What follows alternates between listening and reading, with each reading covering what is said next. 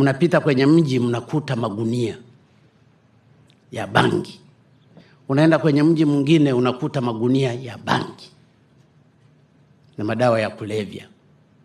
Hii inaonyesha kwamba kuna kasoro kidogo kwa viongozi wanaoniwakilisha kule. Kwa sababu haiwezekani bangi mpaka utoke wewe Dodoma hapa makao makuu ndio ukazione kule, wakati kuna viongozi wako kule. Kuna OCD wa wilaya ile. Ilikuwa wilaya gani? Meru. Kwa hiyo IGP, nataka mkuu wa polisi wa Meru aondolewe.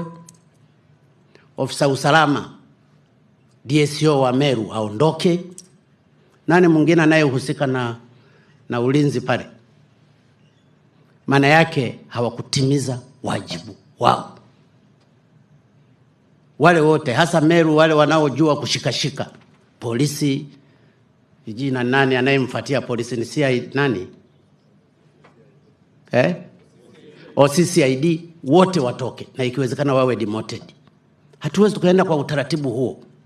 Na wewe wa madawa, leo mimi na kuconfirm kwa sababu umefanya kazi nzuri.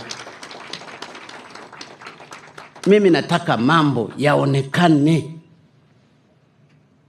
kwa sababu inasikitisha paka madawa ya kulevya mtu atoke Dar es Salaam akayaone, wakati mkuu wa mkoa yupo, mkuu wa wilaya yupo, OCD yupo na watendaji wengine wapo, katibu tarafa yupo, mtendaji wa kata yupo.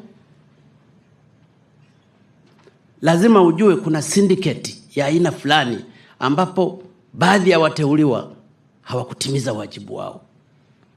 Kwa hiyo tunakuwa tunatengeneza taifa moja la mahali fulani la watu walevi wa madawa ya kulevya.